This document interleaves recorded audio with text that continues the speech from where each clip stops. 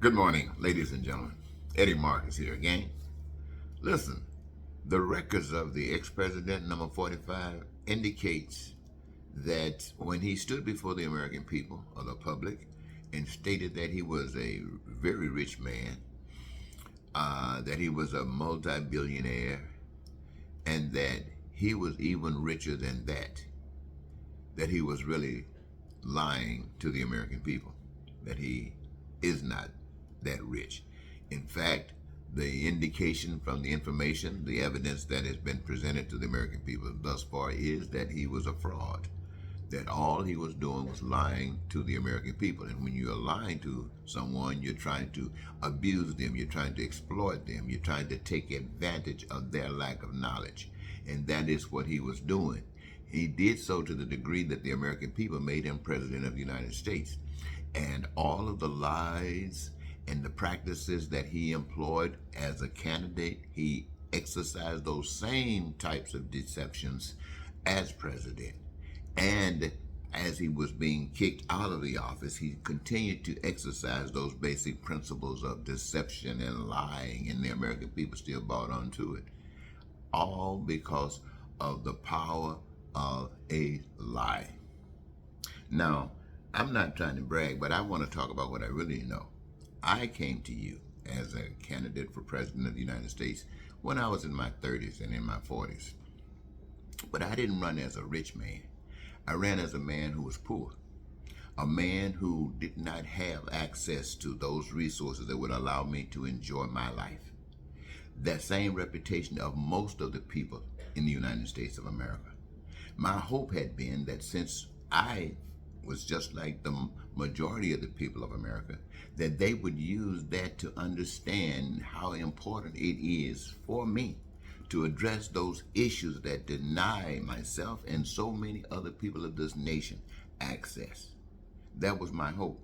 Not recognizing that we had been trained to say, if you got nothing, you can't do nothing. It is the person who got something that can do something. Not understanding the full truth, because the person that got something usually is the person that has exploited, is the person who has taken advantage and received from others more than that which they gave. And so the American people rejected that opportunity to embrace a platform that says you, the people, are somebody, that you who have nothing are just as important to life as those who have seemingly everything, and that what those who seemingly have everything have access to, you who seemingly have nothing should have access to the same thing. That is a divine what reality, but it is the result of treating people like you want to be treated. In order to do that, you can't put anybody above you or you above anybody else. So if you're going to put some power in something above someone, let it be an invisible power. A power that you can say, well, made the earth. Well, we don't know who did that, so it's invisible. A power that made water and air. We don't know who did that, so it's invisible. A power that made us. We don't know who did that, so it remains invisible. And so what we can give to that invisible power as being solid, as being truth, and being righteous, then we employ that within our lives genuinely. And where we might fall short, we can respond to situations that are delivered by others that enlighten us to our shortcomings and lift us up to where we would like to be. And so, ladies and gentlemen, the truth of the matter is, we as American people, like people all over the world, have just been deceived by liars. Nobody has ever been made above you. You've heard it said that Lucifer was the most beautiful angel in heaven. That's a lie. There's no such thing as most beautiful. Everyone is beautiful, and no one is more beautiful than another. Not in the sight of God. It might be in the sight of ignorance. You say that people deserve more than others, like king, a guy come out as king, a guy come out as queen, and says that God appointed him. God didn't appoint him. He chose that, claimed that, and did what was required to maintain that. And having done so, we the people, since the beginning of time to this very time, have been exploited, have been abused, because that's the way man has set it up. This is what happens when you put your faith in a man, put your faith in a woman, put your faith in something that has nothing to do with reality.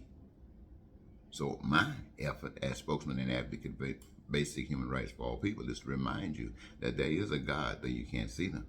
It is your duty, it is your responsibility to allow that God to live in you, and that God will bring about an expression of love. That is how that God is determined. When you say you're allowing that God to live in you and is causing pain and suffering on others, that's not a God of love. That's a God of hate. That is one that you must learn to know that it leads you to your death and not to your life.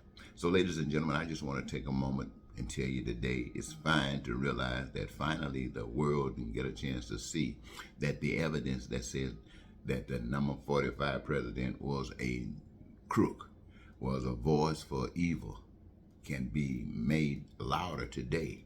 Not that people will accept it, but hey, truth is truth. Until next time, Eddie Marcus saying goodbye for now.